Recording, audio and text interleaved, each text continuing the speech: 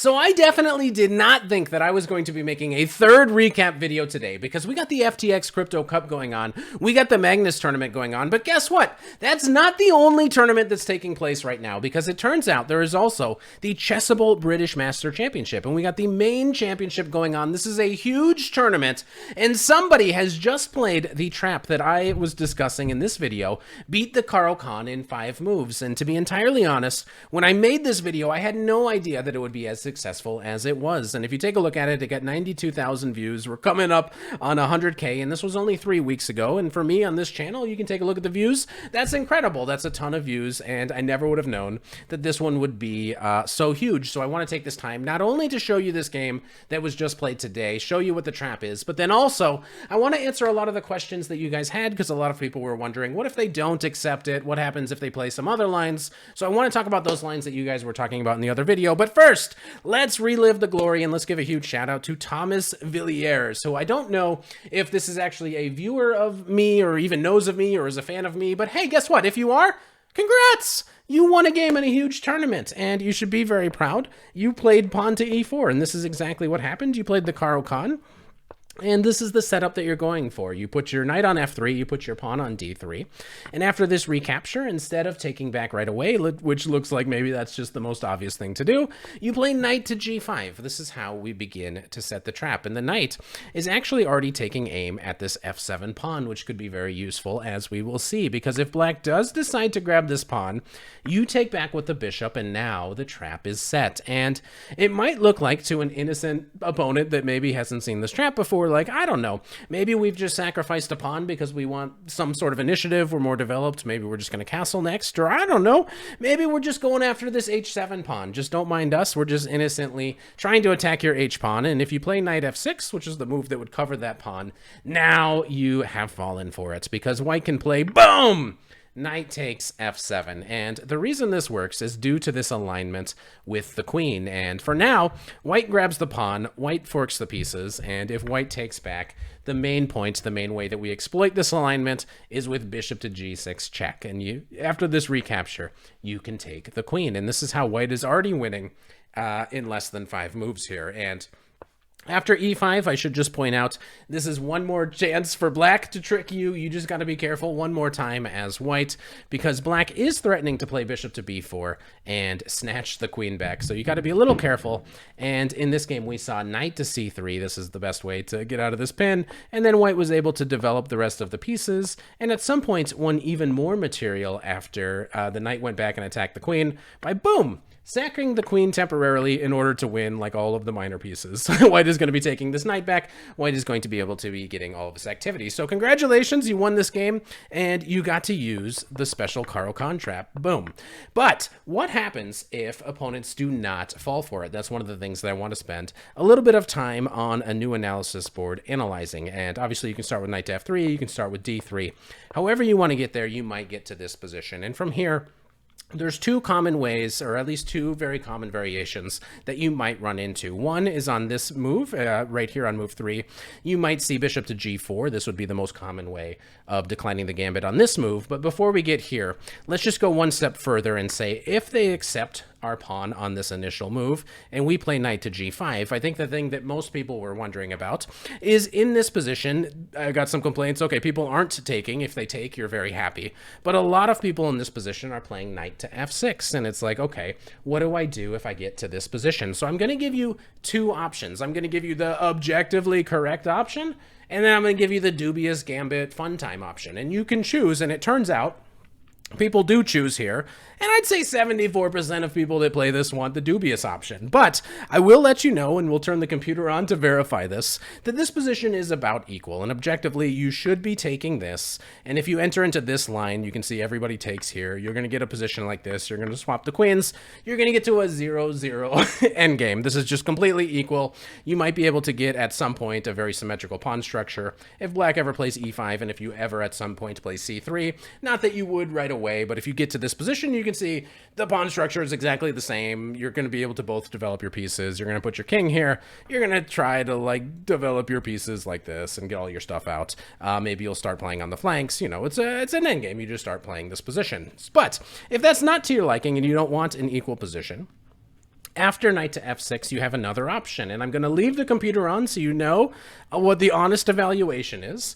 In this position, you're minus 1.5, but this is how, if you want to keep gambiting, this is the line that you want to check out. And I will mention that there is even one game here in the Masters database. So let's pop this one open because this one was very cool. This is not the game. This is the game that was played in the Masters database. If I can do it, this was not the game. If this is the game that was played, let's not hit this button. Let's just play out the moves. This is the game that was played in the Masters database. It was a bishop to g4. You know what? This is the game, isn't it? This is the game. Don't worry. I've been embarrassed before in my life. This isn't going to get me down. We're going to keep powering through this one. This is a game that was played in the Masters database 1992. We got to this position and we saw knight to f6, and instead of taking back right away and instead of going for the equal endgame, we saw knight to c3, and white is just simply saying, I'm going to continue to gambit my pawns. So like if you take, then I'll take back and we'll have the same sort of trick. But instead, black here played bishop to g4, which is correct. This is a very good move. And white had to play queen to d2, which is obviously not where you want your queen.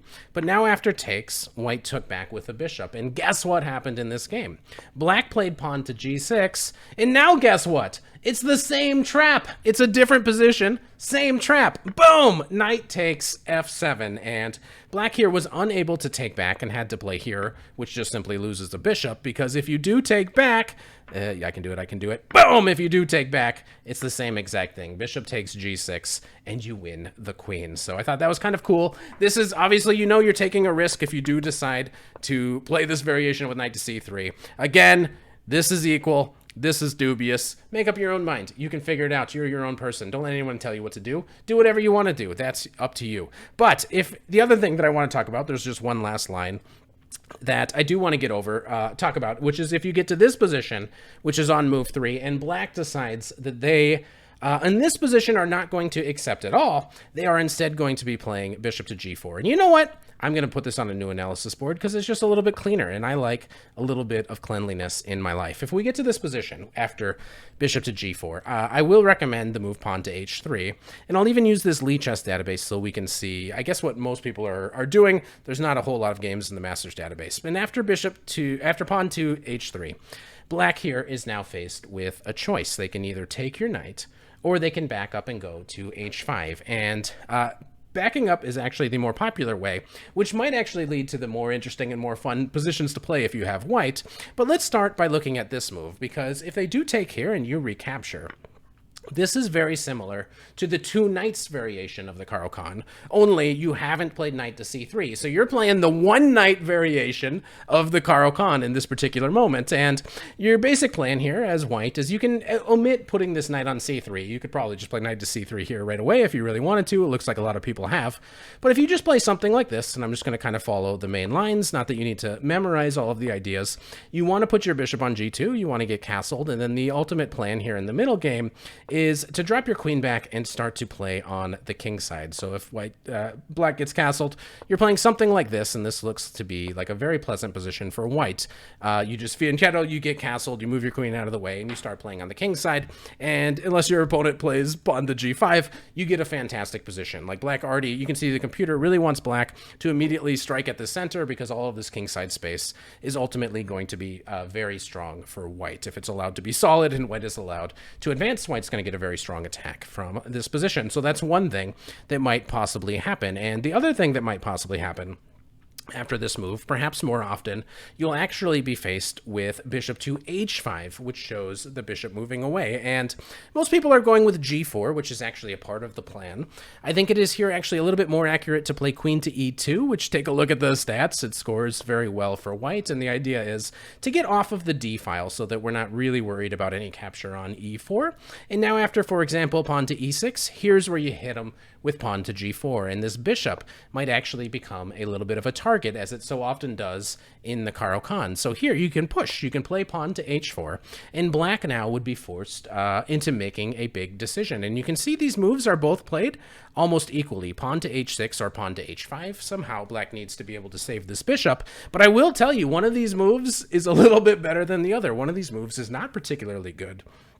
And even though they're both kind of played about the same. And let's pop this engine on so we can kind of see what I'm saying. If you look at this from a computer point of view, h5 is like almost the only move, and it's only 0.1, h6, and it's 0.7. So maybe that doesn't sound like a lot, but okay, that's kind of a serious deal. And you know what? We'll just kind of keep this computer on for a second, because after h6, you can kick him again with h5. You might as well grab a little bit more space, and you can even begin to play something like pawn to g5 and just start to break through. And something like this should be a very pleasant position for white to deal with. So this is the kind of thing that you're looking for. I guess maybe the computer will temper its expectations at some point, but this is what you're hoping for, and you might be able to get some sort of kingside attack. You're also looking at all sorts of sacrifices that might happen.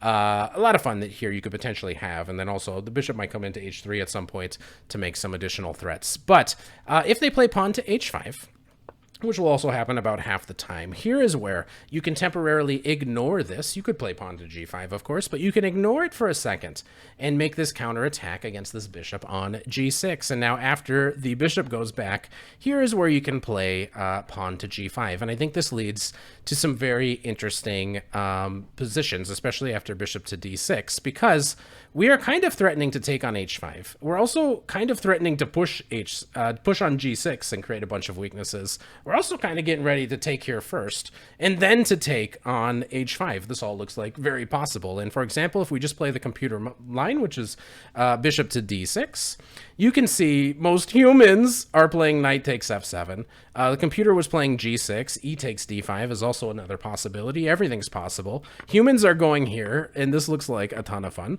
This looks like you're going to have a blast here with white. Like, okay, we sacked a piece for 2 pawns, but computer says it's very close to equal. Another idea is to take here first, so that our knight is defended. And after this recapture, only now play pawn to g6. This would be like the stockfish way of doing it. And neither of these choices are really very appealing for black, but you gotta take back somehow. And if you take with a pawn, well, now you've also created another target. Bishop to h3. Okay, computer says, like, this is fine, but honestly, you gotta play this as black. In a real game, you're not gonna be very happy. But if you are very happy with the quality of this video, you can go ahead and subscribe. That'd be really cool. I would really appreciate it, and I think that you're really awesome. Okay, bye!